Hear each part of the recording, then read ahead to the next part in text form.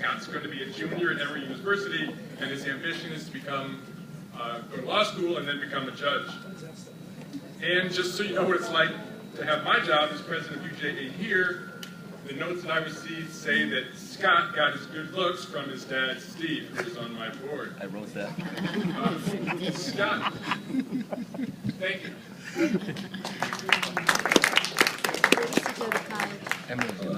Yeah, my daughter went there. Good evening. My name is Scott Schleifer, and I'm interning, like just said, sorry for the repetition, at the Aspen Times this summer.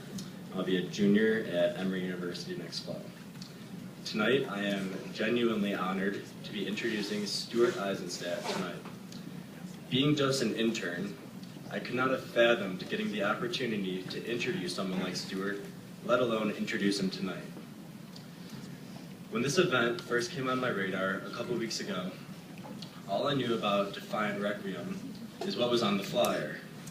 Given my family history, I cannot pass on the opportunity to write about a subject so close to my heart. My grandmother, Henrietta Weisberg, and her sister Rachel are Holocaust survivors. Together, they survived the Warsaw Ghetto, Majdanek, Skarczysko, and Buchenwald, while their two brothers and parents were executed.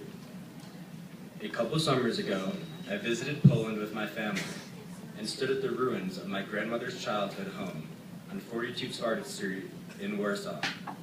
And I was also in the gas chambers of Majdanek that killed my great-grandmother.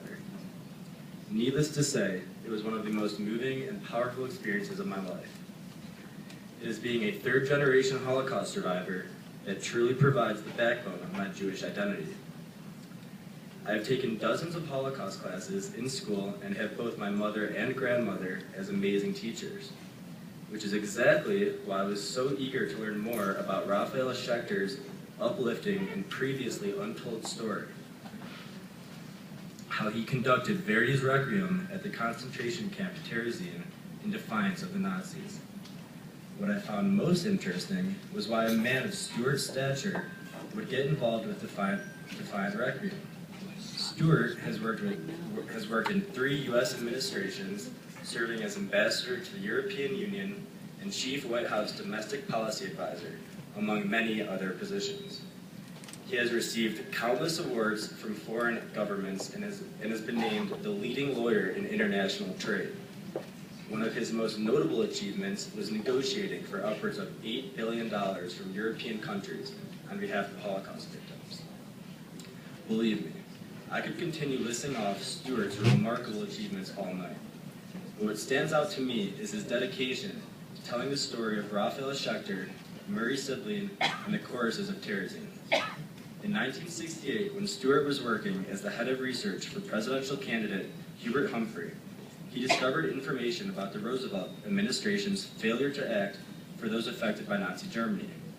Stuart swore to himself to rectify this grave mistake if he ever had the opportunity. In 2009, Stuart was appointed by Secretary of State Hillary Clinton to negotiate the Terezin Declaration in the Czech Republic. The arrangement was part of the property restitution project that Stuart already took upon himself. At the closing of the ceremony, Stuart and his wife Frances saw Murray Sibling's performance of Verdi's Requiem and immediately decided to become involved in creating this documentary that you will see shortly, Defiant Requiem, which was ranked a number one documentary film for 2012 by the Big Apple Film Festival.